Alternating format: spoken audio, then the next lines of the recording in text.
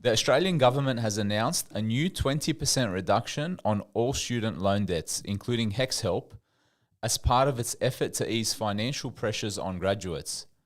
This one-time discount is set to benefit over 3 million Australians, significantly cutting debts such as a typical 27,600 HECS loan by around $5,520. Additionally, the repayment threshold will increase to $67,000 starting July 2025, providing more breathing room for lower income earners. These changes aim to make higher education more affordable and reduce the financial strain on young Australians entering the workforce. What's your thoughts on how this will impact students and graduates long term? You know, John, I'm actually an advocate for highly subsidized and free education, right? Oh, this is going to be contentious. I'm going to fight you on this, but I want to hear you out. Right. I like the idea of tertiary education being highly subsidized by the government for areas that our country is in need, right? What I don't like is, for example, an arts degree. I have no problem with art. You know, people who want to study arts, go for your life, right? But why does it need to be as subsidized as other degrees, right? Why does the government need to fund it? We in Australia, we're in the accounting field. You know what we need more of this in this country? We need more accountants, right? We need more doctors. We're bringing in accountants. We're bringing in doctors. You know who we don't need? We don't need, sorry, Nathan. We don't need more people in marketing. We've got plenty of people in marketing. You know, everyone who wants to do a business degree these days is majoring in marketing.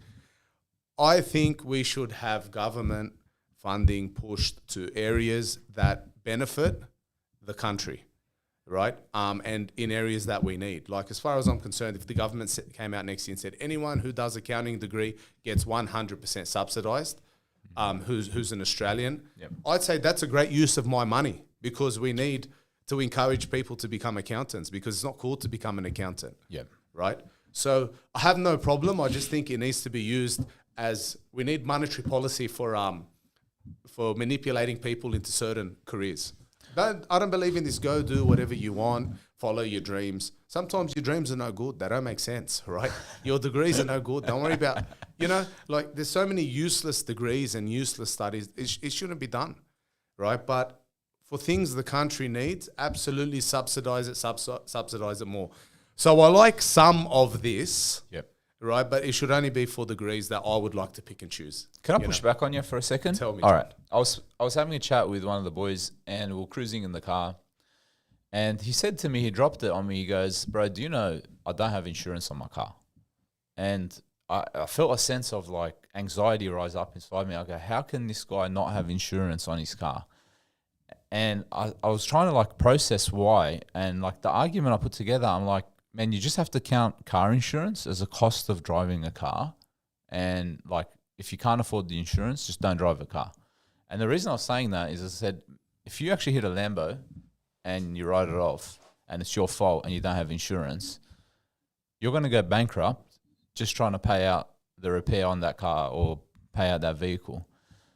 And that's the fact of the matter. It's like, if you're in an economy where there's car insurance and you're the person without car insurance, you're now at a loss. So then later on, like the wheels started turning. I'm like, why is it like that? What's going on? What happens in the insurance industry is when car repairs are now covered by insurance, there's now an inflation that comes into car repair costs. 100%. Okay. So now if car repair costs are paid by the cheapest possible person, okay, the car repair costs will be low.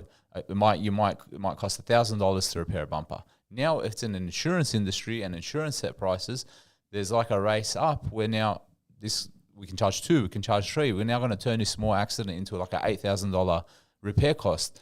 Now, if you enter the market and you don't have insurance, but the market is now set by all these inflated prices and you have an accident, you're now at an unfair disadvantage. You're competing in a market which is artificially inflated and you're at a loss. You have to go bankrupt paying to fix the Lamborghini just because insurance exists in that industry and you didn't have it. Why am I telling you about car insurance when we're talking about HECS? Because the same thing happens in education. When the government subsidizes education, the cost of education goes higher and higher and higher and higher. Okay, so what you artificially create is a false economy where the people that are benefiting are not the consumers of the education, but it's the institutions that are running these programs to make profit for themselves and eating into taxpayer-funded money to absorb all that free government money to deliver courses that are rubbish.